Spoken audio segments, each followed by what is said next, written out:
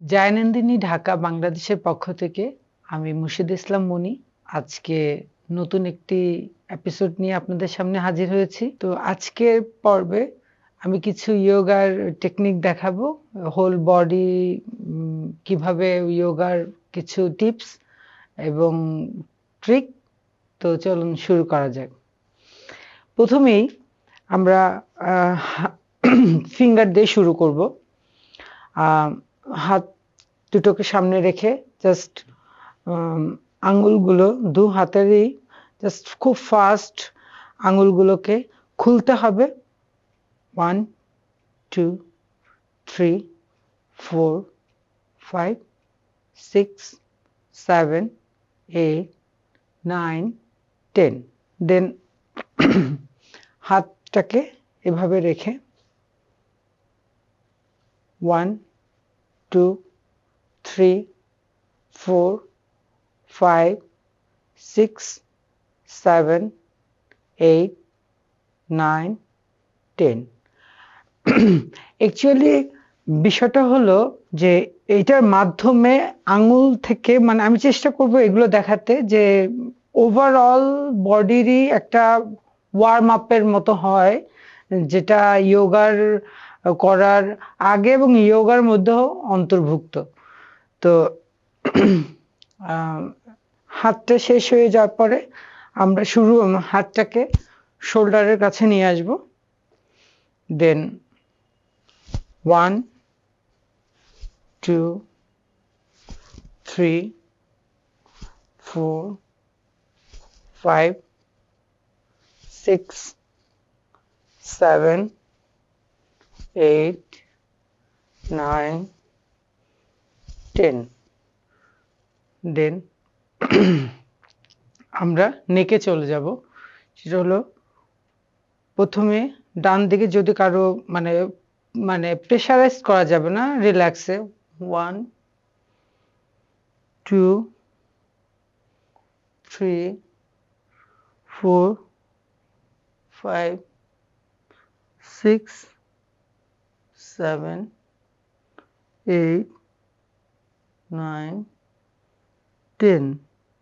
দেন একবার সামনে পিছনে, যদি কারো নেকে প্রবলেম থাকে তাহলে মানে এটা মানে যদি করতে নিয়ে একটু ব্যথা লাগে তাহলে এটা না করাই ভালো, বা আগে ডাক্তারের সাথে পরামর্শ করতে হবে অবশ্যই।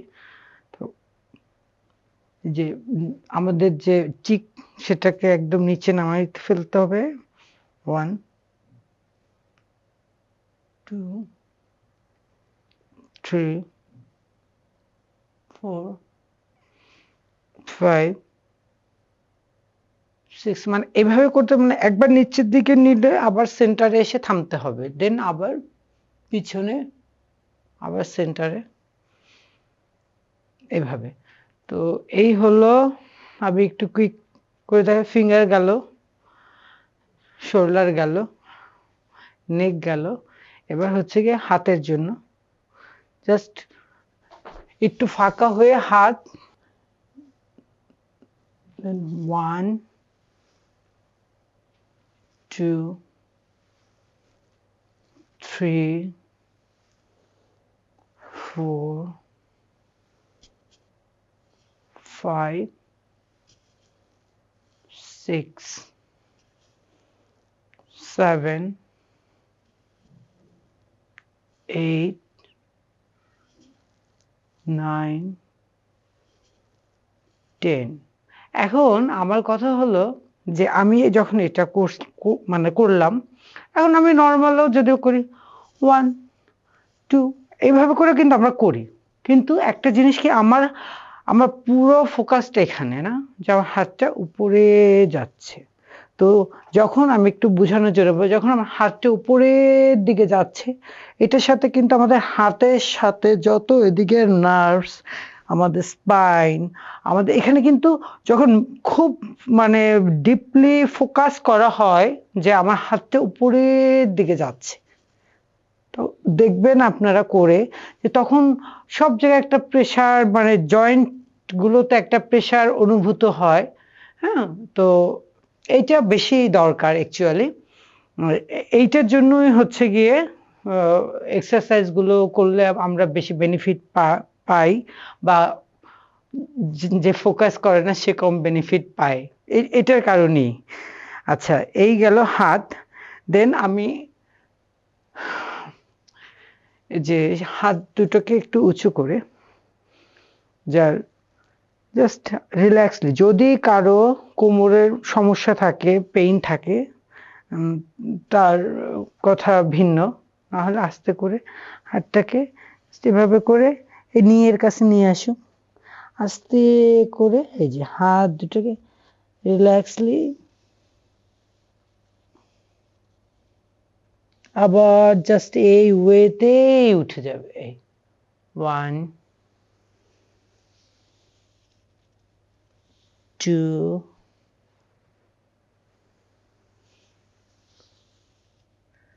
3 4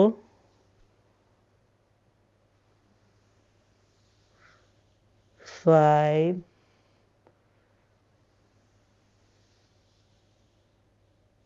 6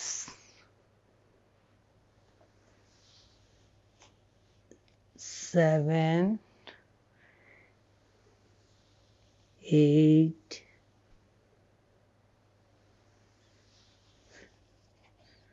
9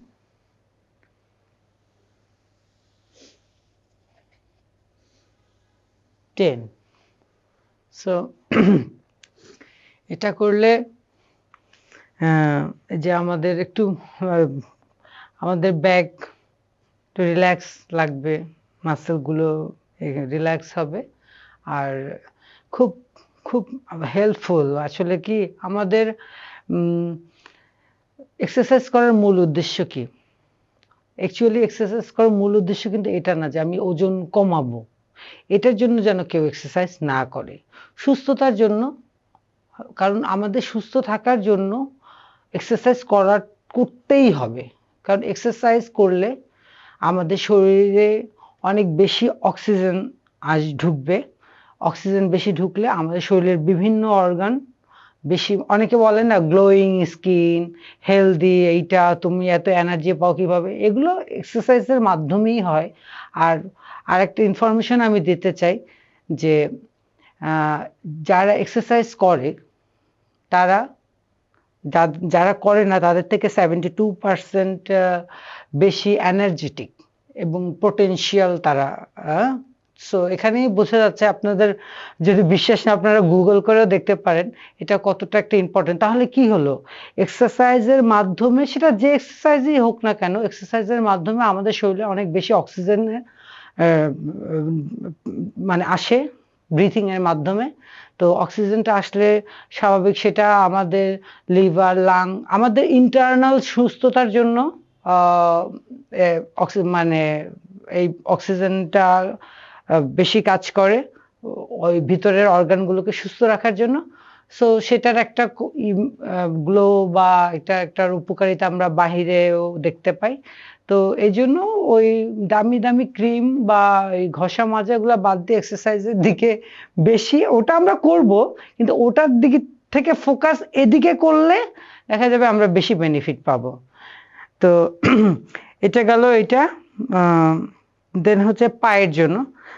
তো যদি কারো এক পায়ে দাঁড়াতে সমস্যা হয়, তো সেই ক্ষেত্রে সে একটু ওয়ালে সাপোর্ট নিতে পারে, আর যদি না থাকে তাহলে জাস্ট লাইক এরকম এক পা উঁচু করে,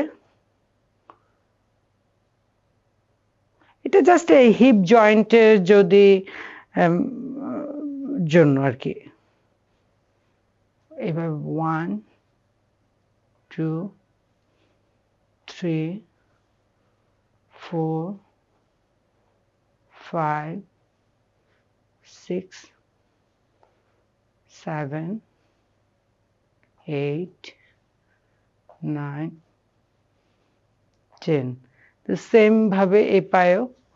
তো আসলে কি আমাদের আগে কি করতে হবে, আমাদের জয়েন্ট গুলোকে একটু ফ্লেক্সিবল করতে হবে।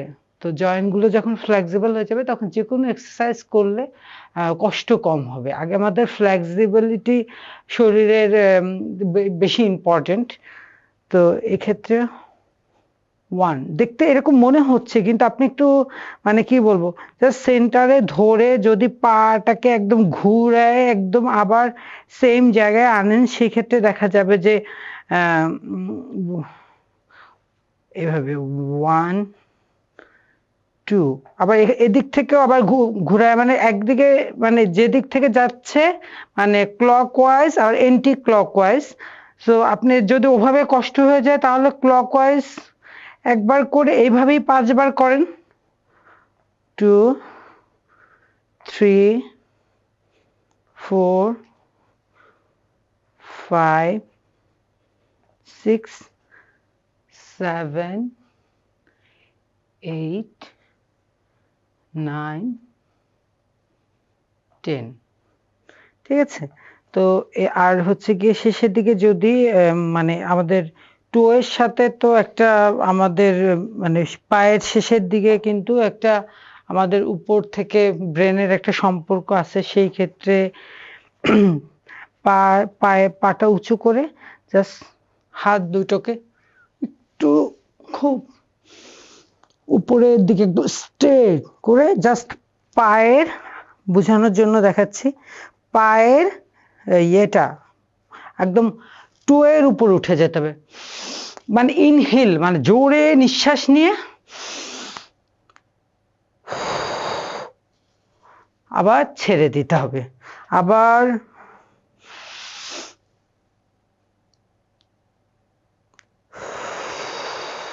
এই যে নিঃশ্বাসের ব্যাপারটা, হ্যাঁ, এটার মধ্যেও একটু ইয়ে আছে যে নিঃশ্বাসটা যখন আমি নিচ্ছি অনেক জোরে নাক থেকে নিচ্ছি, একটু হোল্ড করতে হবে, করে আস্তে ছেড়ে দিচ্ছি, তাহলে কি আমাদের লাংয়ের উপর প্রেশার পড়ে, তো এই প্রেশারটা ভালো। তো এইটাই, তো আমি চেষ্টা করলাম আপনাদেরকে ফুল বডি এক্সারসাইজের মানে একটা ইয়োগার একটু স্টেপ দেখানোর জন্য। তবে আমি আপনাদেরকে বলবো, যদি আপনারা নিজের থেকে এটা খুব যত্ন সহকারে এফোর্ট দিয়ে করেন, তো দেখবেন আপনারা নিজেরাও অনেক উপকৃত পাবেন, এটা বেনিফিটটা আপনারা ফিল করতে পারবেন। আসলে করার সাথে সাথে তো হয় না, অন্তত কিছুদিন কন্টিনিউ করতে হয়। আমরা ভাবি যে করলেই মনে হয় রেজাল্ট আসে, আসলে বিষয়টা কিন্তু তা না, একটু ধৈর্য ধরতে হবে। আর বি পজিটিভ, পজিটিভ থাকতে হবে, শুদ্ধ চিন্তা ভাবনা করতে হবে, বেশি করে পানি খেতে হবে, পর্যাপ্ত ঘুমাতে হবে, হাসি খুশি থাকতে হবে, তাহলেই সবাই সুস্থ থাকবে ইনশাল্লাহ। সবাইকে পরবর্তী এপিসোড দেখানোর আমন্ত্রণ জানিয়ে আজকের পর্ব এখানেই শেষ করছি। ভালো থাকবেন সবাই। আল্লাহ হাফেজ।